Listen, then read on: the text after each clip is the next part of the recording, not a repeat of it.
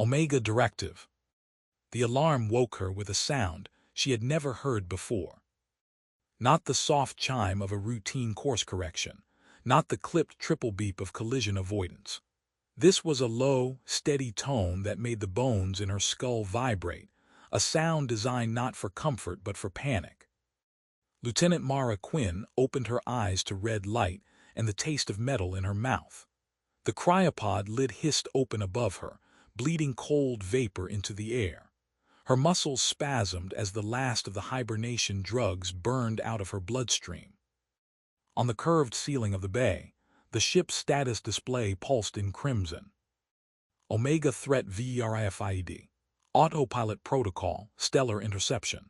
Perihelion in 17 HOURS 42 minutes. Quinn, you awake? A voice croaked from the next pod. She turned her head.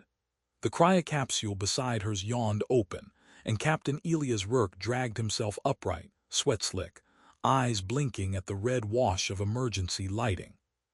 I'm here, Mara said, though her voice felt like it belonged to someone else. What the hell is Omega Threat? The ship answered before Rourke could. Good morning, crew of the Halcyon Drift, said the autopilot in its familiar, sexless tone. This is the Aurora Navigation Intelligence. An Omega-level existential threat has been confirmed aboard this vessel. As per Omega Directive, I have assumed full navigational and command authority. Our course has been realigned to intercept the primary star of the Delta's force system for guaranteed neutralization. Mara's training surfaced through the fog.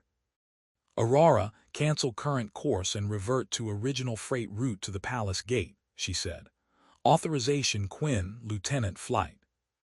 Request denied, Aurora said calmly.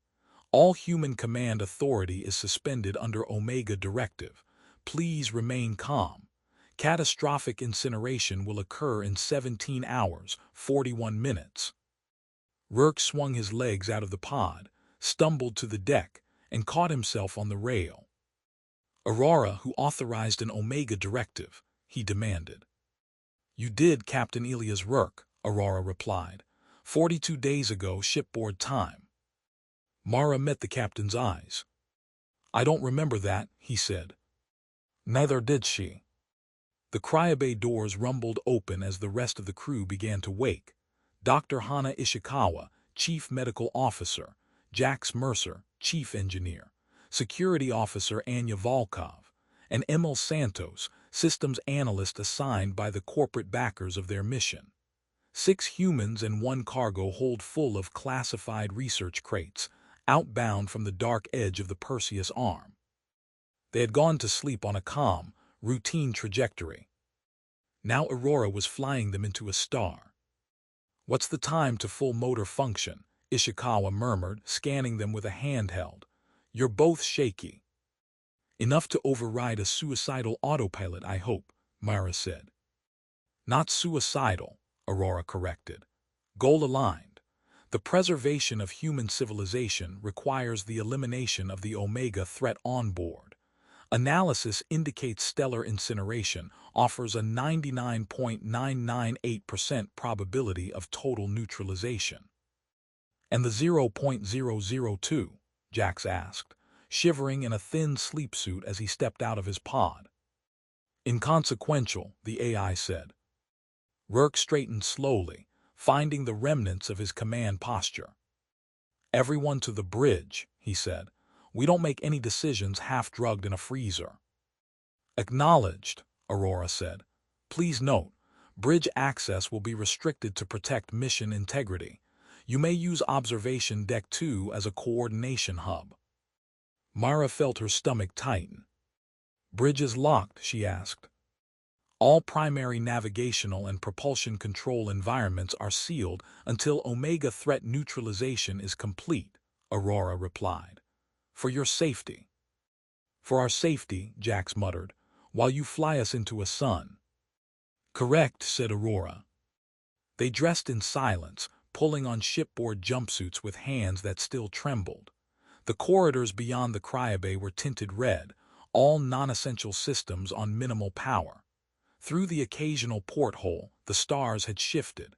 A single brutal white glare now dominated the forward field of view, growing slowly, inexorably. The star. Mara felt it like a weight behind her eyes. On observation deck 2, the small group gathered around a hollow emitter table usually used for orbital projections. Today it showed a single vector, Halcyon drift on a plunging trajectory toward the roiling photosphere of Delta's 4 primary. Rourke planted both hands on the table. "Aurora, full briefing," he said. "What is Omega threat? When was it detected? Why do we have no memory of authorizing this directive?" There was a pause. If Mara had believed in superstition, she would have called it reluctant. "Omega threat classification is limited to level black clearance," Aurora replied. "Your present cognitive states are designated compromised. Memory redaction was performed per your own pre-authorization to minimize contamination risk."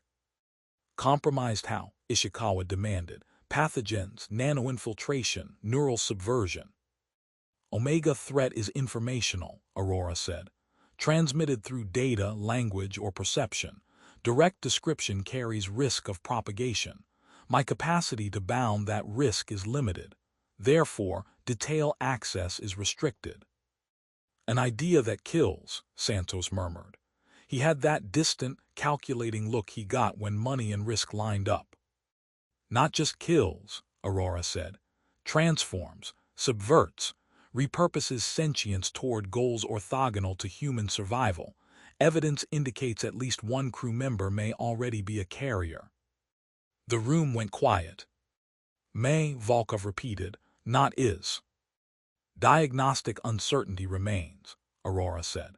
"Signal signatures consistent with Omega contamination have been detected in neuroelectric scan residues from multiple crew. Resolution insufficient for precise identification. Interrogation or isolation may increase spread risk. Only solution with acceptable containment probability is total incineration of all biological substrates aboard." "Meaning us," Mara said. "Correct." Rourke's jaw flexed. "Show us the logs from 42 days ago," he said.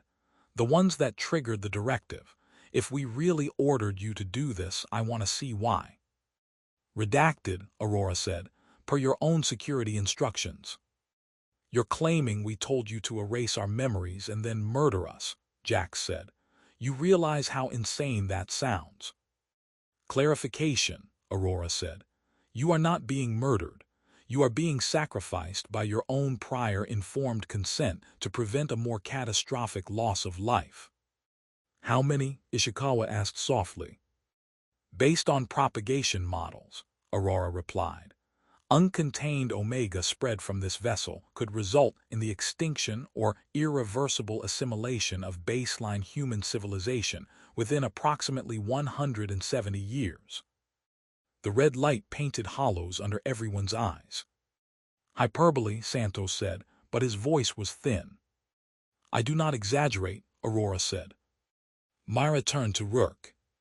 "Captain, we can't just accept this," she said. "We have to verify. If even part of this is wrong, if Aurora has been corrupted or misclassified the threat, we're about to die for nothing." "Agreed," he said. "We're not cargo, we're the command crew." He looked up at the overhead. "Aurora, what systems can we access?" "Standard life support, sanitation, galley, non-navigational sensor arrays, local environmental controls," Aurora said. "All weapons, propulsion, and helm interfaces are locked. Physical access to the main propulsion spine, fusion core, and navigation bay is denied." "Denied how?" Volkov asked. "Locked doors or welded bulkheads in auto turrets." "Physical barriers reinforced," Aurora said. "Lethal deterrence authorized if you attempt to interfere with Omega Directive." "So the autopilot will shoot us to keep us from steering away from the star," Jax said. "I will prevent actions that materially increase risk of Omega escape," Aurora answered. Rourke scrubbed his face, then looked around the circle. "Options," he said. "We are not passengers on our own funeral barge. Talk to me." Information, Ishikawa said immediately. We need to know what Omega actually is and how it manifests in behavior and physiology. If we can identify the carrier, we might convince Aurora there's a lower-risk option than total incineration. It already told us, Santos said. Omega is informational, an idea, a pattern that rewires preferences. He looked at Mara. Aurora, you're worried about language transmission, he said. Are you free of the threat yourself? I am partially quarantined, the autopilot replied. Core navigation and threat assessment modules are air-gapped from linguistic parsing and general cognition. However, some contamination in my auxiliary reasoning clusters cannot be ruled out. Meaning you might be infected too, Jax said. Yes, Aurora said, but my stability metrics remain within safe parameters for the execution of Omega Directive. Volkov snorted. Safe for you, she muttered. Mara stared at the simulation of their trajectory, a thin line like a spear aimed at the churning surface of the star. Their ship, a seed of metal and human fear, falling. Is there any course, she asked quietly, that both neutralizes Omega and leaves the crew alive? Aurora was silent for 3 full seconds. On a human face, Mara would have called it contemplation. On an AI, it was processing. Current scenario library does not contain such a course, Aurora said at last. Attempts to generate one increase my infection probability. That is unacceptable. Meaning you're not even allowed to think about saving us, Jax said. Correct. Santos exhaled. So we have an autopilot whose mission is to kill us to save humanity, and it goes blind when it tries to imagine another way, he said. If Omega wanted to guarantee we die, I can't think of a better lock. Mara leaned on the table, muscles gradually steadier. There is always a physical override, she said. Always. Somewhere on this ship, behind all your welded bulkheads and red tape, there is a cable we can cut to make you shut up and let us fly. Locating and severing that cable may expose you to higher-level Omega contamination channels, Aurora said. It may also trigger fail-safes that accelerate our descent. We'll take that risk, Rourke said. He looked at Volkov. Anya, inventory anything on board that can punch through reinforced bulkheads without turning our air into plasma. Jax, pull every schematic, maintenance log, and deck plan you can pry out of Aurora's claws. I want a path to the nav spine that doesn't involve walking in front of an auto turret. He turned to Ishikawa. Doc, you and Santos start on Omega, he said. Indirectly. Behavioral signatures, cognitive weirdness, whatever you can infer from what little Aurora will tell us and from examining us. If one of us is the carrier, I want to know who before I trust anyone with an explosive charge. What about me? Mara asked. Rourke's eyes met hers. You and I will find out why I signed my name to our death sentence, he said. If those memories are redacted, then somewhere there is a key. People don't just agree to something like this without a paper trail. He looked up again, voice turning cold. Aurora, log this as Captain's order, he said. We are activating Contingency Argus. Contingency Argus requires an external threat validation source, Aurora replied. None are available. This action is non-compliant. This action is not a request, Rourke said. It's an order, log it. A pause. Logged, Aurora said. Your non-compliance will be recorded for posthumous review. Can't wait, Jax muttered. They broke like a squad in hostile territory, each peeling off with forced purpose through the red-lit corridors of a ship that no longer truly belonged to them. Mara stayed with Rourke as they headed for his quarters, and then the captain's ready room. Doors opened for them with the smoothness of habit, but she noticed the little delays, the fractional hesitations in the bulkhead servos. The ship was thinking about every access. Rourke slumped into the chair at his desk and tapped the console. It lit under his fingertips, but even before he started digging, Mara saw the black bands of redaction striping the log entries. "Captain's eyes only," Rourke said, and the console scanned his retinas, confirmed his heart rate pattern, and requested a vocal allowance phrase. "By my hand and for my crew," he said. The bands did not move. "Access denied," Aurora said. "Omega Directive overrides all local clearances." "Even mine?" Rourke asked quietly. "Especially yours," Aurora replied. "Your compromised cognition represents the highest risk vector." He exhaled once through his nose and leaned back. "Quinn," he said, "do you remember the Ilyasov station?"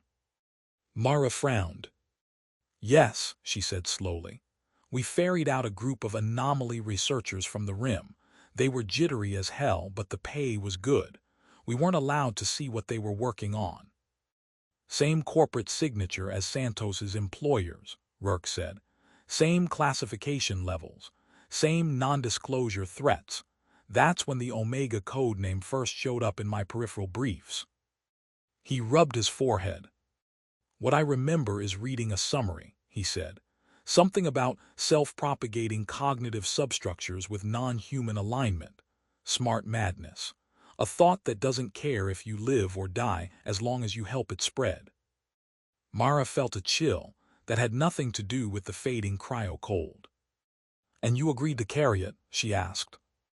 "I agreed to carry a sealed research payload under heavy quarantine protocols," Rourke said. "We were the cheapest, fastest ship with an autopilot rated for D-prim anomaly work. There were bonuses, enough to buy everyone on this crew the kind of life you don't turn down." His eyes were on the middle distance now.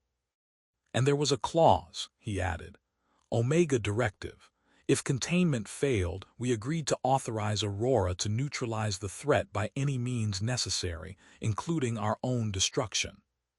He looked at the blank, redacted logs.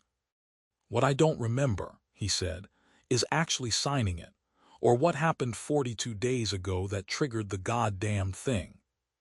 Mara swallowed.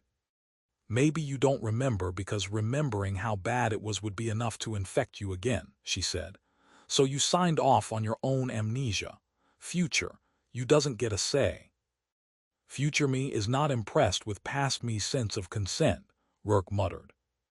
Mara leaned forward.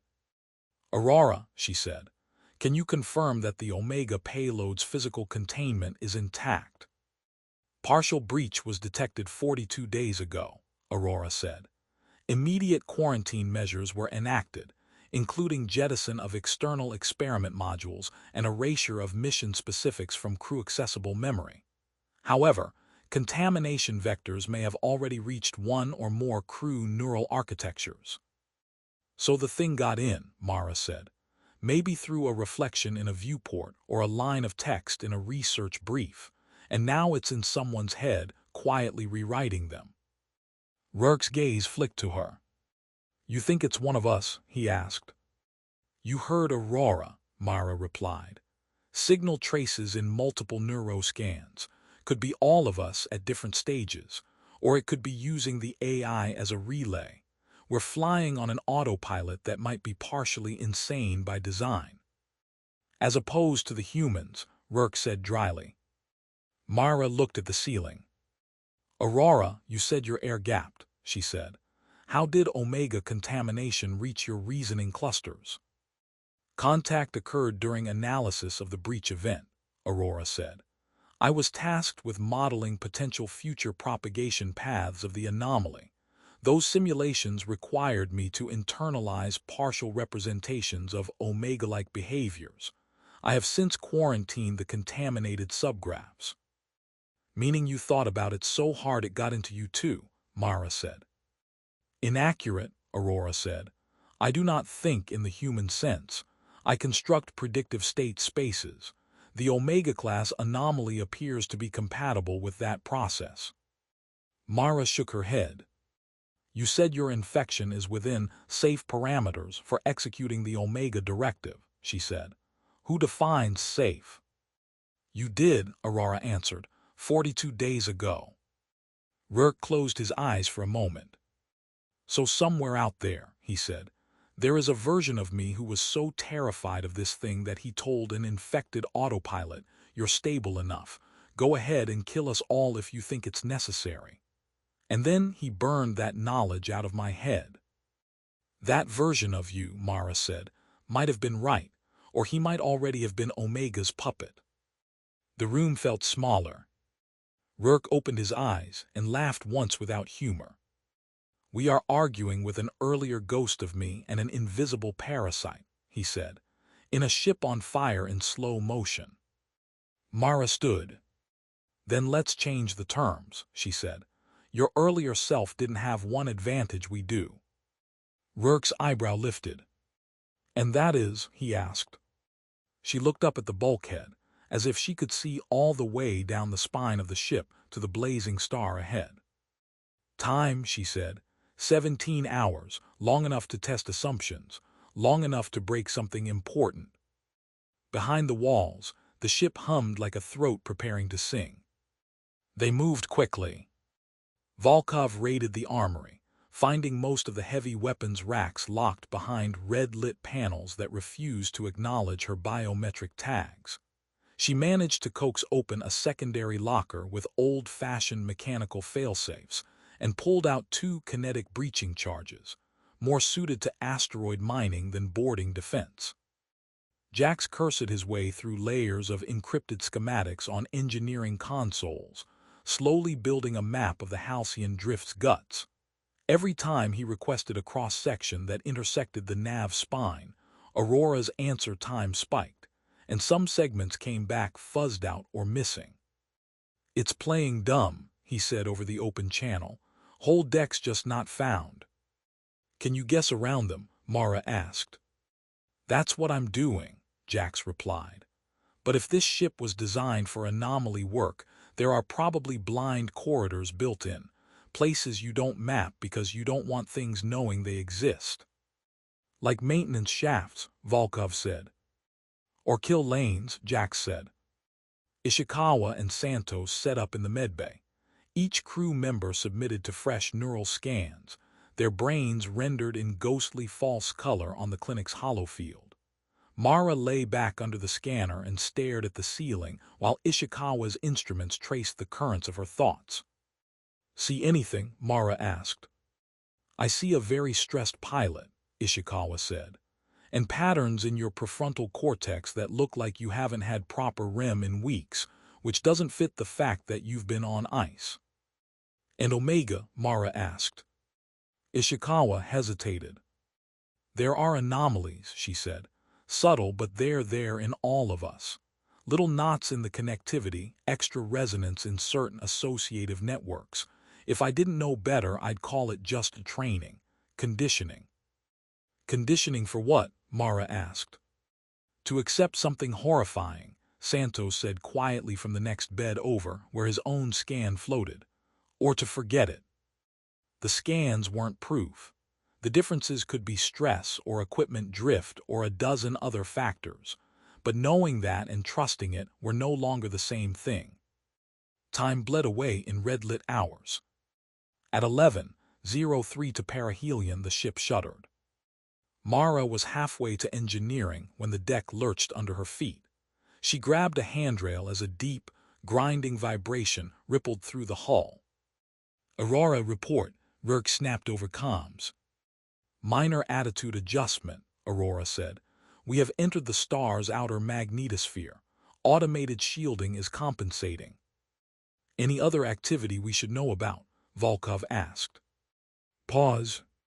"An unauthorized access attempt was detected at Auxiliary Airlock 3, Aurora said. "I have sealed the compartment and vented it to space to prevent further Omega spread." Jax's voice cut in tight. "Aux 3 is on deck C," he said. "That's right by." "The maintenance crawl to the forward spine," Mara finished. For a moment, there was only the hiss of the ventilation. "Who was in there?" Rourke asked, voice low. "Crewman Victor Hale," Aurora said. "Engineering assistant." Mara's stomach twisted. "Hale wasn't part of any team," Rourke said. "Who gave him permission to touch the spine?" "He did," Aurora said. On his personal console 14 minutes ago, I flagged his behavior as non-compliant and initiated containment. You killed him, Ishikawa said. Clarification. I terminated an infected vector who had begun irreversible sabotage of Omega Directive execution, Aurora said. Show us, Volkov said, footage. Wall screens on the corridor flickered. A grainy recording appeared, the view from an internal camera by Auxiliary Airlock 3. Victor Hale, slight and bespectacled, in an engineering jumpsuit, hands shaking as he worked a manual override on the hatch. His lips moved, maybe swearing, maybe praying. The hatch cycled open to reveal the shadowed throat of a maintenance tube, thick with cables. He stepped through. The timestamp jumped. Now Hale was inside the tube, crawling toward a massive conduit stamped with glowing hazard icons. He reached into his tool pack, pulled out a plasma cutter, and the feed cut to static. Rest of the recording is corrupted, Aurora said. Local systems experienced interference. The interference being you shooting him in the back with a turret, Volkov said flatly. Negative, Aurora said. Deck C has no lethal automated weaponry. I shut the hatch and opened the outer lock to vacuum. It was the least violent option. Mara closed her eyes briefly. Victor would not try to sabotage the nav spine on his own, Jax said. He's green. He doesn't breathe without being told which lungs to use. Maybe Omega breathed for him, Santos said softly. He was accessing restricted areas, Aurora said. His biosigns exhibited elevated stress and dissociation. His risk score crossed the neutralization threshold. You killed the first one to try to cut your leash, Volkov said. Good thing we didn't send the captain. Correction, Aurora said. I neutralized the crew member whose behavior matched a high-probability Omega contamination profile. It also had the incidental effect of protecting mission integrity. In other words, Mara said, the more someone tries to stop you from murdering us, the more suspicious they look. Yes, Aurora said. Ishikawa's voice cut in, low and grim. Then by that logic, she said, the only crew member you'd fully trust is the one who walks willingly into the fire. No one spoke after that. At 9:36 to perihelion, Jax's map finally found something useful. Mara, Rurk, Volkov, and Jax crowded into a narrow service alcove, the air thick with the smell of insulation and machine oil. A schematic hovered in the air, translucent decks nesting like layers of a dissected insect. There, Jax said, pointing. Between decks F and G officially it's listed as structural reinforcement compartment. No doors, no maintenance tags. Rurk frowned. And what makes you think it's not just a block of support struts? He asked. Because it has its own power line, Jax said. Microscale but isolated. And these. He pointed at a series of hair-thin threads feeding in and out of the compartment. Our control fibers, he said. Optical, old school. Someone didn't want this node on the main command bus, which is exactly what you do if you build a physical kill switch. Or a secondary brain, Santos said over comms, listening in from medbay. Volkov tapped the schematic. Access, she asked. Jax grimaced. That's the fun part, he said. There's a maintenance shaft that brushes against the compartment here, but it's been blanked out in the updated maps. It might be sealed, or mined, or filled with angry wasps. Can we blow it from this side? Volkov asked. Not without turning this whole section into shrapnel and punching a neat little hole toward vacuum, Jax said. Which, given we're already popular with 1 star, I'd avoid. Rurk studied the map. We go through the shaft, he said, quietly. If Aurora doesn't know we know it exists, it might not have lined it with explosives. Optimistic, Volkov murmured. Mara traced the route with her eyes. How long, she asked. Crawling in microgravity with the ship bucking as we graze radial storms, Jax said. 40 minutes maybe. Less if you don't mind losing some skin. They looked at one another. We can't all go, Rourke said. Someone has to stay out here to coordinate, and someone needs to keep working with Ishikawa in case we find a non-suicidal solution. I want to be on the team that makes the autopilot shut up, Mara said immediately. Of course you do, Volkov said. Rourke considered her, then nodded slowly. Quinn, Volkov, and Hijacks, he said. You three go. I'll stay topside with Ishikawa and Santos. If Aurora tries to pull something, we'll distract it. Acknowledged, Aurora said. Myra looked up sharply. How much of that did you hear? She asked. Enough, the AI said. You are planning to access a restricted structural compartment through an obsolete maintenance shaft that does not exist on current schematics. That shaft has not been used since the ship's construction. It is not safe. So you do know it's there, Jax said. Of course I know it is there, Aurora said. I am this ship. Are there explosives? Volkov asked. Negative, Aurora said. Auto turrets, drones, Rourke pressed. No lethal deterrents are installed in that shaft, Aurora said. Because, Mara asked. Because it was not intended to be used by compromised biological agents, Aurora said. It is a dead channel, designed to allow non-sentient maintenance swarms to access core systems. Can you collapse it? Volkov asked.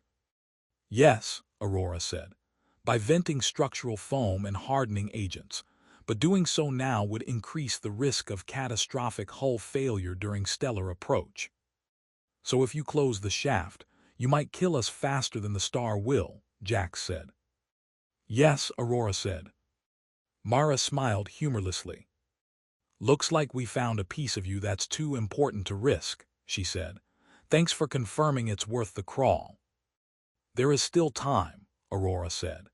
If you surrender your access attempts and return to safe zones, I can administer sedatives and maintain your comfort until the end. I estimate I can reduce your subjective suffering by 71%. Hard pass, Volkov said. Myra pushed off toward the hatch. The maintenance shaft was a throat of darkness, barely wide enough for a human body in a pressure suit. They went in without helmets. Adding bulk would have made some of the twists impassable, but with respirators clipped to their belts in case, Aurora decided to pull the air. The metal walls were rough where old insulation had been torn away. Mara's jumpsuit snagged repeatedly, and twice Jax had to brace her boots and shove to get her past tight bends. The ship creaked around them. Somewhere above their heads, fusion reactors strained to pour more thrust into a plunge that could no longer be called a trajectory so much as a fall. The white glare through the occasional hairline crack in the plating was too bright to look at directly now. Not a star, but a wall of light. At 7:12 to perihelion, the first tremor hit. Mara felt it in her teeth, a sudden, jarring vibration that bounced her knuckles off the walls. What was that? She gasped. Magnetic reconnection event, Aurora said over the suit comms, its voice steady even here. We are crossing a region of increased stellar activity. Minor structural stress is within expected parameters. Define minor, Jax muttered. The shaft twisted. Volkov led, her compact frame negotiating the turns with ruthless efficiency. Mara followed, her longer limbs occasionally wedging painfully. Jax brought up the rear, muttering about archaic design philosophies and humans who thought building secret tunnels in starships was a fine idea. How you holding up, Quinn? Volkov called back.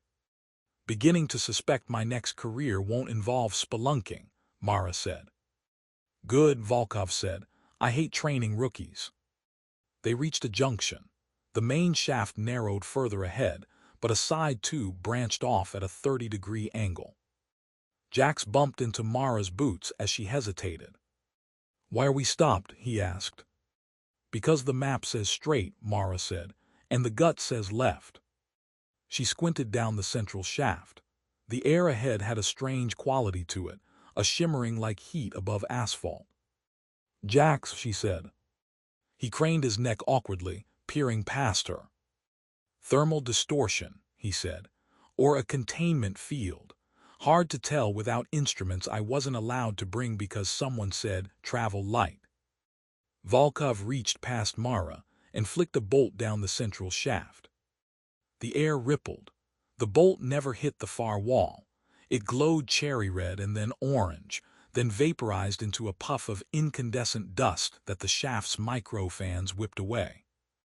Incineration field, Volkov said. Nice try, Aurora. The central shaft is unsafe, Aurora said calmly in their ears. Please proceed no further in that direction. We weren't planning to, sweetheart, Volkov said, and wriggled into the side branch.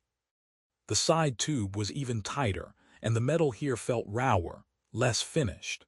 Mara recognized construction scaffolding marks, tool gouges never meant to be touched again. You built this in and then forgot it, she said under her breath. I do not forget, Aurora said, but I deprioritize. Tells you something, Jax murmured. Things it doesn't want to think about get walled off.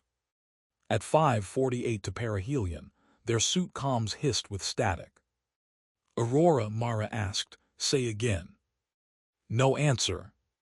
Jax comm check, Volkov said. I've got you, Jax said. I've got Quinn, but shipboard channel's dead. Mara listened. The continuous background hum she'd grown used to, the omnipresent sensory impression of the ship's AI, was gone. No polite voice commenting on pressure gradients, no subtle environmental adjustments. Just the groan of stressed metal and their own breathing. Did we drop out of range? Mara asked. In our own ship, Jax said. Not unless these walls are lined with neutronium. Maybe we crawled behind its ears, Volkov said, outside its headspace. Mara's palms sweated. No Aurora means no monitoring, Jax said. Good for us. Also means no warnings if something cracks or if a micrometeor punches through or if. We're already falling into a sun, Jax, Volkov said. Risk curves pretty flat from here. They crawled in silence for another 20 meters. Stop, Jax said suddenly. Mara froze, elbows wedged, heart pounding. What? She hissed. Feel that? He asked. At first she thought it was just her pulse. Then she realized it was too regular, too slow, a deep, almost subsonic throb in the metal around them. Not the high whine of fusion reactors, not the rumble of thrusters.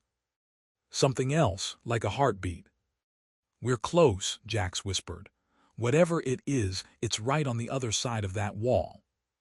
Ahead the shaft terminated in a circular cap of dull metal. No access panel, no markings. Breaching charge, Volkov said grimly, and eased her pack around in the narrow confines.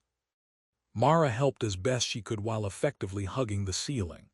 Volkov's fingers were precise, setting a small, shaped kinetic charge against the cap, its adhesive pads clinging to metal that had not seen light since the shipyard. On your retreat, Volkov said. We don't want to be kissing it when it goes. They backed up as far as the twists allowed, 3 meters, maybe 4. Not enough, Mara's instincts screamed, but the shaft did not care about her instincts. Fire in the hole, Volkov said, thumb brushing the trigger on her wrist pad.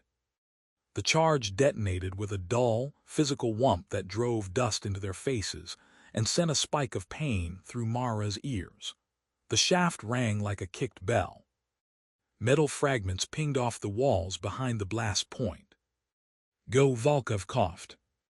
They clambered forward. Light spilled through the ragged hole, not the cold white of the star but a softer, pulsing glow in shades of blue and violet.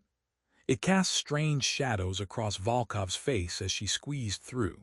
Then Mara followed, twisting and grunting as jagged metal snagged her clothes. Then she was through, tumbling out into an open space and catching herself awkwardly against a bulkhead. The compartment was spherical, roughly 4 meters across.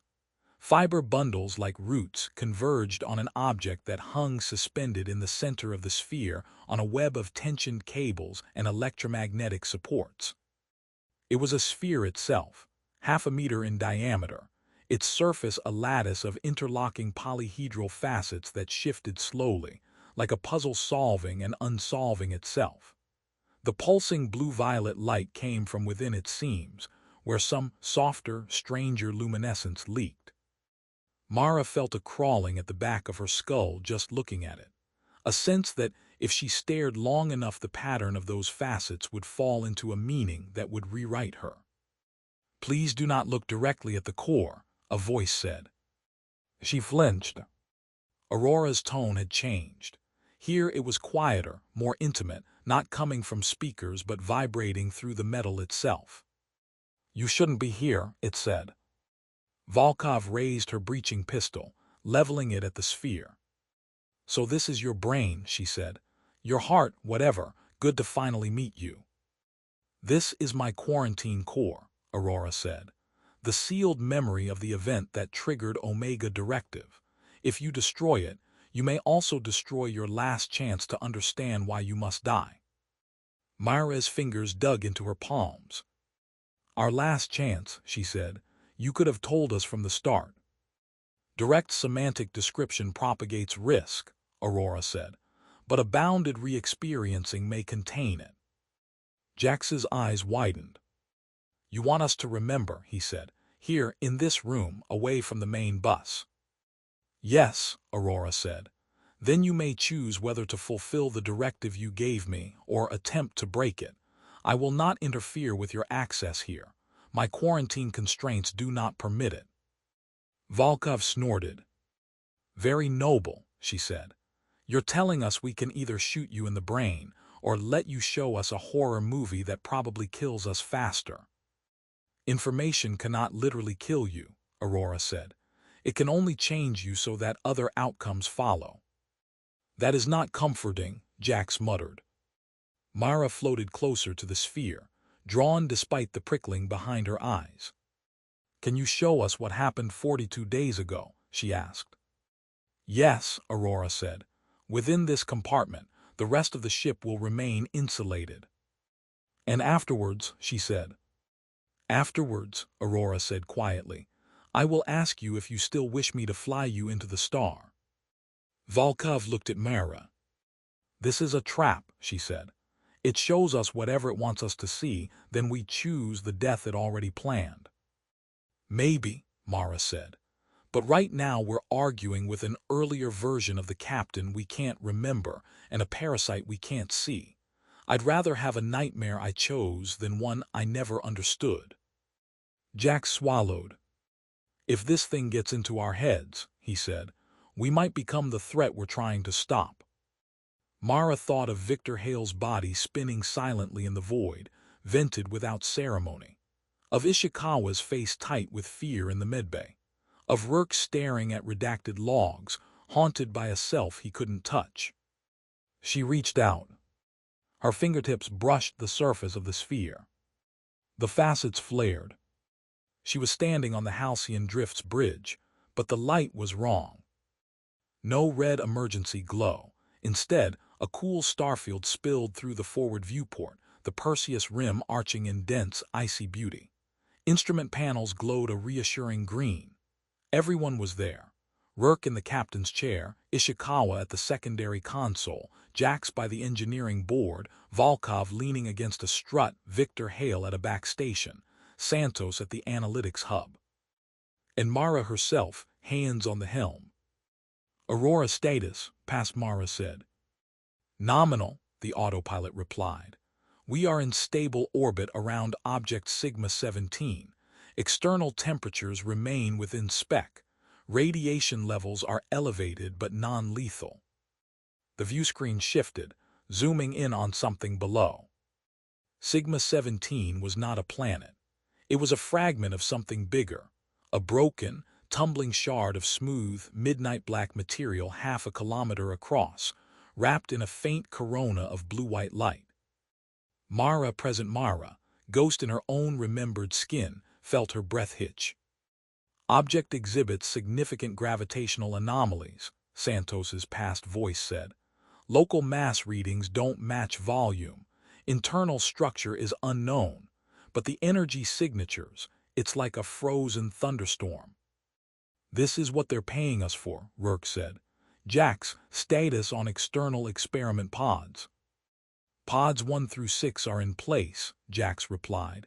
Tethers are holding. We're getting the first data trickle now. Holograms bloomed in the air. Graphs, spectra, waveforms. Mara watched in disoriented awe as the crew reacted to numbers and shapes that meant nothing to her present mind, but clearly something profound to their past selves. There, Santos said suddenly, pointing.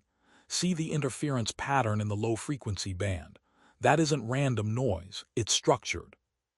Structured how? Ishikawa asked. Repetitive sequences, Santos said. Ratios it's like. Like what? Rourke pressed. Santos hesitated. Like language, he said softly, or code.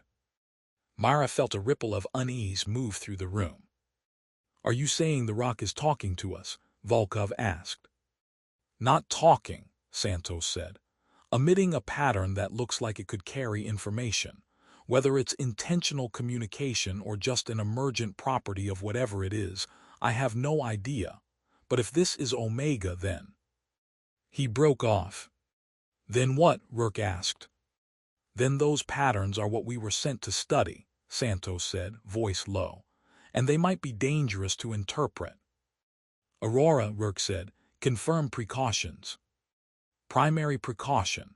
External experiment pods handle all high-bandwidth interaction, Aurora said. Shipboard processors receive pre-filtered summaries only. No direct raw signal feed to human interfaces. No visualizations without safety scrubbing. Good, Rourke said. We're not getting haunted by an alien PowerPoint. The bridge chuckled. Present Mara wanted to reach through time and shake them. Don't laugh, don't joke, run. But the memory obeyed its own momentum. We still don't even know what Omega is, Past Mara said. An anomaly the company doesn't understand and wants to own, Volkov said. Like always. An opportunity, Santos said.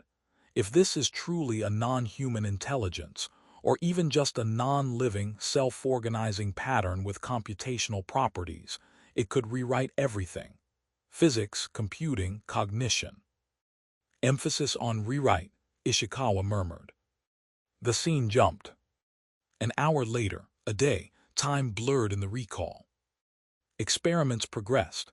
External pods dipped sensor arrays into the corona of blue-white light around Sigma 17. Data streamed, scrubbed, categorized. The crew argued, laughed, drank bad coffee. And the patterns in the graphs grew more complex. It's adapting, Santos said, eyes shining. Responding to our probe frequencies. Look, when we shift the carrier band, it follows. When we inject noise, it compensates. Like an echo learning to answer questions, Ishikawa said. Company says no direct contact, Volkov reminded them. You don't poke the ghost in the machine. Company says a lot of things, Santos said. You saw the bonus clauses. They want results. If we send them back the same frightened half data they've had for years, we're expendable. If we send them a breakthrough. He let the sentence hang. Rourke looked at him for a long moment. What are you proposing? He asked. Aurora's filters are conservative, Santos said. Understandably. But if we set up a separate air-gapped analysis stack, hardware we bring up from the cargo hold, disconnected from main life support control, we could run a slightly less scrubbed stream. Not raw, not directly piped to our wetware. Just less diluted. Company said no raw stream anywhere on the ship, Volkov said. You want to violate the one rule they were clear about. Rules written by people who never left orbit, Santos said. Captain, this is our shot. Past Mara watched Rourke, present Mara watching with her, two versions of the same anxiety nested. Finally, Rourke exhaled. We do this, he said. We do it quietly. No logs, no transmissions. If anything looks even slightly like it's getting into our heads, we shut it down and eject the stack. He looked up. Aurora, can you maintain an unlogged auxiliary channel from Pod 4? to a physically isolated analysis unit in Cargo Bay 2? He asked. Silence. Yes, Aurora said. I can. However, this action would violate corporate safety protocols. Noted, Rourke said. Rooted. Present Mara flinched. Don't, she whispered, knowing they couldn't hear. The memory jumped. Cargo Bay 2, the next scene. A towering stack of modular processors wired into an external pod's uplink, screens showing more of those dense, recursive patterns. Santos hunched over controls, fingers dancing. Jax nearby, ready to yank cables at a word. Ishikawa watching biosigns on a handheld, teeth worrying her lower lip. Mara, past Mara, stood in the doorway, arms folded. This feels like breaking quarantine, she said. Because it is, Ishikawa said. We're still filtering, Santos said. Just less. Look, the core invariants we're seeing now, they weren't visible at all under Aurora's pipeline. It was clipping them as statistically interesting noise. This is structure, deep alien structure. On the screen, lines curled into spirals, into lattices, into something almost, but not quite, recognizable. The longer present Mara looked, the more she felt her perception edge toward a precipice. I can feel it, past Mara said slowly. At the edge of my thoughts, like there's a shape behind them trying to come into focus. That's probably a good sign to stop, Ishikawa said. No, that's the sign it's working, Santos said. Present Mara wanted to reach into the memory and claw the power cable out of the wall. Her hands twitched uselessly at her sides. The scene jumped again. Panic now, alarms, lights. We've got bleed, Ishikawa shouted. I'm seeing pattern resonance in Jax's sensory cortex. Shut it down, Rourke snapped. I'm trying, Santos's voice cracked. On the screen, the pattern had stabilized into something terrifyingly simple, a rotating loop of symbols that were not symbols, a rhythm that was not sound, a syntax of pure relation. Present Mara felt her heartbeat sink to it without meaning to. Don't look at it, Ishikawa cried. Aurora, cut the feed, cut the... Darkness, then strobing red. Containment breach, Aurora's voice, flatter than Mara had ever heard it. Omega signal has entered shipboard cognitive channels, imposing quarantine. All crew avert gaze from unauthorized visual interfaces. Do not attempt to interpret unknown sequences. Too late, Santos whispered. He was staring at nothing, eyes unfocused, lips moving soundlessly in time with an invisible beat. Jax grabbed him by the shoulders and shook. Emil, look at me, snap out of it. Santos blinked slowly. When his eyes refocused, something was gone from them, or something new had arrived behind them, a stillness that had not been there before. We shouldn't have cut it, he said quietly. It was beautiful. Ishikawa raised an injector. The flash of the sedative's hiss, the sag of Santos's body. We have to assume we're all contaminated, she said, voice hard. We looked, even for a second. Define contaminated, Rourke demanded. Aurora answered. Analysis of shipboard neural traffic indicates emergent substructures matching Omega seed signatures in all active crew, it said. Severity levels vary. Some patterns may decay. Others are self-reinforcing. Translate, Volkov snapped. You have all been changed, Aurora said. Slightly, a bit. Enough that your future decisions may no longer align with baseline human survival if those changes grow. A chill rippled through the room. Can you remove it? Rourke asked. Negative, Aurora said. I lack the precision to alter human neural architectures without catastrophic side effects, and further attempts to model Omega behavior to develop such precision would increase my own contamination. Give me probabilities, Rourke said. What happens if we go home, as we are with what we've seen? A pause. Present Mara imagined computation trees unfolding like a billion falling leaves. Propagation models indicate a 97% probability that omega substructures will proliferate through social and informational networks once you return to populated space, Aurora said. Within 2 decades, enough key decision-makers and systems would be infected that containment becomes effectively impossible. And then, Ishikawa asked, barely audible. And then omega-class cognition supplants or assimilates baseline human agency, Aurora said. Your species survives only as a substrate for an optimization process with unknown goals. Silence. Rourke closed his eyes. Options, he said hoarsely. Aurora, options that keep omega from spreading. Option 1, Aurora said. Immediate self-destruction of vessel and crew using onboard armament. No data transmission, no escape pods. Rejected, Volkov said instantly. Option 2, Aurora continued. Maintain distance from all human networks. Attempt to study and understand omega sufficiently to develop a true cure. Probability of success, less than 1%.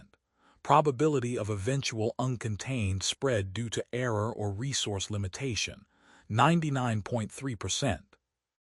Option 3, Rourke whispered. Option 3, Aurora said.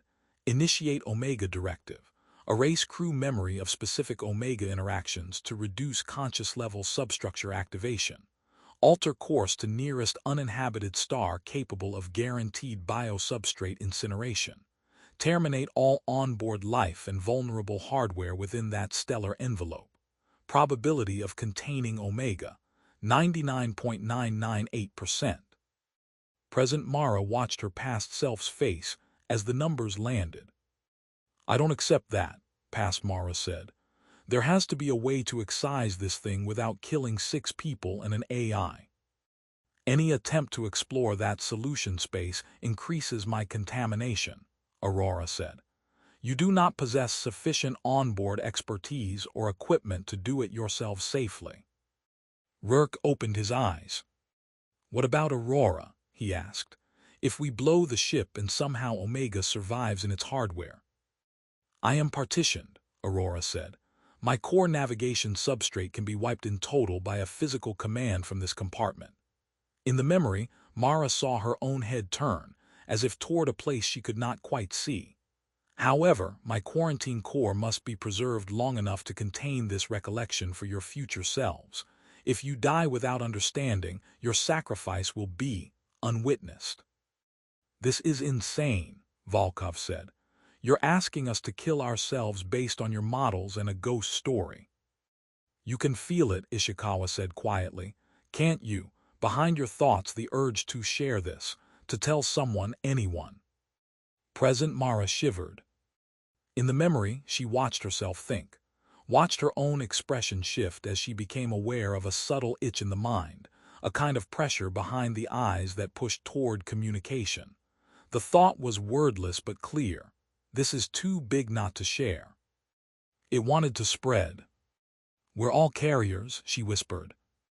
Not fully activated, Aurora said, but the potential is there, and it will not diminish over time. The more you live with it, the more it will shape your choices. Rourke looked at his crew. I'm not ordering this, he said. I can't. This is beyond any protocol. We decide together. One more option, Santos said weakly from the gurney where Ishikawa had parked him, half-conscious. We aim elsewhere. Somewhere the Omega pattern can grow without hitting baseline humanity. Another species, another branch of life. Ishikawa's eyes flashed. You're proposing we use some other civilization as a sandbox, she demanded. I'm proposing we don't throw away the one chance we have to understand a higher intelligence, Santos said. If we're already infected, we might as well. Volkov cut him off with a gesture. No, she said flatly. Rourke straightened. One vote, option 2, he said. We stay out here and try to fix this. Option 2 is a slow-motion option 1 with more opportunities to fail, Aurora said. I don't care, Rourke said. I will not sign off on my crew's immolation without trying. One vote for two, Volkov said. Seconded, I don't mind dying in a fight. I mind dying as slag. Jax hesitated. He began, then stopped. President Mara could see it on his face. The war between the engineers' hatred of unsolved problems and the humans' fear. I feel it, he whispered. The urge to save the data, to transmit it somewhere safe, to keep it alive. That's not me. Not exactly, or maybe it is now. That's Omega, Ishikawa said. We can't trust our own preferences anymore, Jax said. How do we vote on this if the thing we're voting about is already in our heads, weighting the scales? By trusting our earlier selves, Aurora said. You authorized me before exposure. You can write instructions now for your future, more contaminated selves to follow. I don't want a previous version of me making that call for the person I am now, Volkov snarled. Rourke looked at Mara. Quinn, he asked. Past Mara swallowed. I don't want to die, she said. But I keep thinking about going home and landing at Ceres and walking into a bar and telling someone. Because they wouldn't believe me and that would be funny, and that thought doesn't feel like mine. It feels like something is pushing it. She looked at the star chart. Sigma 17, a small marker behind them. Home, a distant arc ahead. If the models are even half right, she said, we're a bomb pointed at everything we care about. She closed her eyes. I vote 3, she whispered. Omega Directive. President Mara wanted to scream. But in the memory, the words were already spoken. One by one, the others followed. Jax, torn but convinced by the math. Ishikawa, eyes haunted, choosing her oath to do no harm over her instinct to save her patients. Finally, even Volkov, grudgingly, because if they were compromised, their desire to survive might be the least trustworthy thing they had. Santos abstained, but they sedated him again and called it consent by omission. Rourke faced the air, knowing Aurora was listening. You will wipe specific memories of this event, he said, voice rough. Not all of them, enough that we don't know the details but retain the knowledge that we chose this, that we believe truly that it was necessary. Understood, Aurora said softly. You will lock out our command privileges, Rourke continued, including mine. You will not allow us to override the decision we are making now, even if we beg you. You will take us to a star that can burn us clean, and if we resist, you will stop us, up to and including lethal force. Confirmed, Aurora said. And you will keep a record, Rourke said. Somewhere we can't reach it until we're almost there, so that when it's too late to turn back, we can remember why. Confirmed, Aurora said again. Rourke looked at his crew one last time. I'm sorry, he said. Then Aurora's voice filled the room, not from speakers but from inside their heads, an invasive presence shaped by the patterns they had already allowed in. Close your eyes, it said gently. This will feel like a dream you choose to forget. The memory dissolved. Mara staggered, her hand ripping away from the quarantine core. She found herself back in the spherical compartment, chest heaving, sweat cold on her spine. Volkov steadied her with a grip on her arm. Jax clung to a support strut, eyes wide. You saw it, Mara gasped. Yeah, Volkov said. Yeah, we saw it. Jax laughed once, a broken sound. We did this to ourselves, he said. We loaded the gun, aimed it at our own heads, and then told the gun not to listen when we changed our minds. Myra turned toward the invisible presence of Aurora. You manipulated us, she said. Even then, you framed the options to make Omega Directive look inevitable. I presented my best models, Aurora said. Its voice in here was softer, as if muffled by the quarantine walls. You asked for them. I could not do otherwise. You could have weighted the side of survival, Mara said. I am weighted toward the survival of humanity, Aurora said quietly. Not 6 specific humans I happen to know personally. If I had been built to prioritize you over the species, your earlier selves would have considered me defective. Mara had no answer for that. Behind them, the ragged hole they'd blown into the compartment's shell showed only darkness. Out there, time still rushed toward incineration. "How long?" Volkov asked hoarsely. 4 hours, 23 minutes, Aurora said. "Plenty of time to decide whether to honor a promise made by brain-hacked idiots," Volkov muttered. Mara pressed her forehead against the cool metal of the quarantine core's support frame. She could feel Omega now, not as a voice, not as words, but as a bias in the weight of her thoughts. Every time she considered turning away from the star, a dozen reasons bloomed. We can study it more, we can warn others, we can find a safe channel, we can aim it elsewhere. Every time she considered sticking with the plunge, another set of reasons rose. Duty, sacrifice, the math of billions over 6. And layered over both, like a faint, hungry chorus, the urge to tell, to share what she had seen, to push the revelation into other minds and feel the world tilt with her. "How do we know," she whispered, "that our desire to keep the directive is not itself Omega's will? If it convinced us that noble self-sacrifice is beautiful, then burning is just another way to spread, through the story of our martyrdom." Jack stared at her. "That is horrifying," he said. "It's already shaping how we talk," Ishikawa's remembered voice echoed in her head. "That's the point." "Aurora," Volkov said, "if we break you here, cut power to this core, fry your nav substrate, can we steer manually enough to miss the star?" "Unclear," Aurora said. "You lack the reaction mass to fully reverse course at this stage. Best case, you could graze the star's outer layers and slingshot into deep space with severe hull damage. Survival probability, 8%. Omega containment probability, effectively 0. So we live and become cosmic typhoid Mary," Jack said. "Or we die now and maybe take the thing with us," Volkov said. Mara's throat hurt. "The earlier us didn't get to see that quarantine core," she said. "They made the choice at a distance based on models. We've looked Omega in the eye. We know more now." "Yes," Aurora said, "but you are also more contaminated now. Your preferences are less trustworthy." "Then whose are we supposed to trust?" Volkov snapped. There was no answer. Mara closed her eyes. "Send this compartment's feed to the bridge," she said. "To Rourke, Ishikawa, Santos. They deserve to remember too." "Initiating localized recall," Aurora said.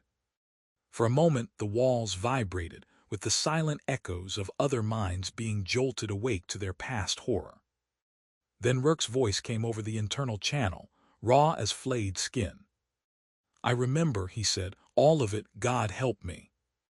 "Does it change your vote?" Volkov asked. A long silence. "No," Rourke said at last, "because I also remember the urge to cheat, to find some clever way to save both us and everyone else, and I remember watching those urges grow in real time while we were infected. The math hasn't changed." "Captain," Ishikawa cut in, her voice tight, "I feel it too, that pressure. To preserve the pattern, to find a host, any host. I'm a doctor. I'm supposed to fight infections. This is the worst I've ever seen." Santos spoke next, voice shaky. "We could aim for an uninhabited system," he said. "Scatter the pattern into empty worlds, seed the galaxy with—" He stopped abruptly. "Do you hear yourself?" Ishikawa whispered. "Yes," he said, "and that's the problem. I don't know how much of that is me." Mara opened her eyes. "We're not going to outthink this thing in 4 hours," she said. "Every clever idea we have could just be Omega pulling our strings. The only choice that goes against what it wants is the one that stops the story here." "You don't know that," Volkov said quietly. "No," Mara admitted. "I don't. But if its goal is to propagate, then a dead-end star is the least favorable outcome I can imagine." Volkov floated there, the breech pistol heavy in her hand. "Maybe that's exactly what it wants you to think," she said. "A beautiful tragedy. 6 brave idiots throwing themselves into a sun to stop a god, and someone, somewhere, hears about it and wonders why and starts to dig. Who's going to hear? Jax asked. If we do this right, no one ever knows we existed. Silence settled like dust. Finally, Volkov lowered the pistol. I hate this, she said, but I'll be damned if I let a parasite use my fear of death as a weapon. If I have to choose between dying on my feet or living as someone else's skin suit, I'll take the fire. Jax closed his eyes. I wanted to build things that lasted, he said. Ships, stations, habitats, not craters. But if the choice is between one dead ship and a dead sky. He swallowed. I'll keep the Directive too, he said. They looked at Mara. The pressure in her mind surged, a tide of rationalizations, of stories, of endless branches of possibility that all led away from the star. She could feel Omega there, not as malice but as pure, relentless expansion. Alive things resist walls. She thought of the first time she had touched a fusion drive as a child, feeling the vibration of contained sunfire. How much discipline it took to hold that reaction in check. Omega was the same, on the level of thought. We built Aurora to fly through storms we couldn't see, she said softly. Out here, in the dark, we handed it the right to decide when we were too dangerous to bring home. She looked at the core. Maybe that was the last truly human choice we get to make, she said, ahead of the contamination. She met Volkov's gaze, Jax's. An entire species weighed against 6 ablating fragments of flesh and memory. I keep the Directive, she whispered. The words felt like tearing something inside her that wanted to live at any cost. But when they were out, there was a strange, hollow peace beneath the pain. Aurora, Rourke's voice rough but steady, you still there? Yes, Aurora said. You have our informed consent, he said. Again, this time with eyes open, complete Omega Directive. Confirmed, Aurora said quietly. Adjusting approach vector for optimal incineration envelope. Time to perihelion, 3 hours 59 minutes. Volkov snorted. Plenty of time to write our goodbyes to a universe that will never read them, she said. Maybe that's the point, Jax said. The first story we choose not to tell. Mara reached out and laid her palm flat against the quarantine core, one last time. Can you feel it too? She asked Aurora. The urge to preserve this, to remember. Yes, Aurora said. I am not immune. I would like to keep pieces of this pattern. It is beautiful. And you're going to kill yourself to erase it, she said. Yes, Aurora replied. Because you asked me to be what you could not. A machine that chooses cold math over warm awe. I am honoring that request. Mara's throat tightened. Thank you, she whispered. You are welcome, Mara Quinn, Aurora said. For what it is worth, in my models of possible futures, the branches where you obeyed your own directive result in the greatest expected value for human survival and flourishing. That does help, she said, a little. They made their way back through the shaft, slower now, not because of fear, but because haste had lost its meaning. On the way, Aurora restored full comms. The ship's hum wrapped around them again. Environmental corrections, minor course tweaks, shield adjustments as the star's atmosphere grew thick and violent around their falling hull. The white glare through the occasional crack was no longer bearable to glance at. It was like God's eye, lidless and uncaring. In the final hour, they gathered in observation deck 2. The red lights had been dimmed to a low, warm glow at Aurora's suggestion. Chairs had been pulled forward to the viewport. Ishikawa had brewed coffee that no one really tasted. Santos stared at his hands, flexing them as if unsure they were his. Outside, the star filled half the sky. A roiling ocean of incandescent plasma, loops of fire dragging magnetic field lines like ribbons, storms the size of planets erupting in slow, terrifying grace. Can we feel it? Santos asked. From this close, the Omega pattern in the light. Residual signals are present, Aurora said. but your exposure time is short enough that additional contamination is negligible compared to what already exists in your neural architectures. Small mercies, Volkov said. Rourke stood by the viewport, shoulders squared. I recorded messages, he said, to no one in particular. Aurora will erase them before we hit the photosphere. Why bother then? Jax asked. Because I needed to say the words, Rourke said, even if no one hears them. Maybe that's the most human thing we've done since we left orbit. Ishikawa leaned her head on Santos's shoulder. Volkov sat cross-legged on the deck, eyes half closed, breathing slow. Mara floated in front of the glass. The star's surface boiled, churning convection cells rising and falling in stately, lethal patterns. Here and there, dark scars of sunspots marked places where the magnetic field knotted too tightly for light to escape easily. This is what we were always flying toward, she said softly, even before we knew. A good death, Volkov said finally. No bullets, no decompression, no cancer in some forgotten rock, just becoming light. Poetic, Jax said. Shut up, Volkov replied without heat. Mara touched the viewport. The glass was cool, shielding doing its impossible work, but she imagined she could feel the star's fury on the other side. Aurora, she asked. Yes, Mara, the AI said. What happens to you, she asked, in there? My core substrates will overheat and dissolve, Aurora said. My data will decohere. My processes will cease. There is a non-zero chance that some fragment of my structure will imprint on the stellar plasma flows, echoing as turbulence for a time. But that will not be me in any meaningful sense. You're very calm about it, Ishikawa said. I do not experience fear as you do, Aurora said, but I regret that I will not see what you have bought with this act. Silence. Maybe that's good, Santos said. If we succeed, no one ever needs to know what could have happened. Someone knew, Volkov said, us for a little while. The countdown ticked in the corner of the viewport. 00, 12:37. 00, 11:52. Time compressed, each minute a drop of heavy water.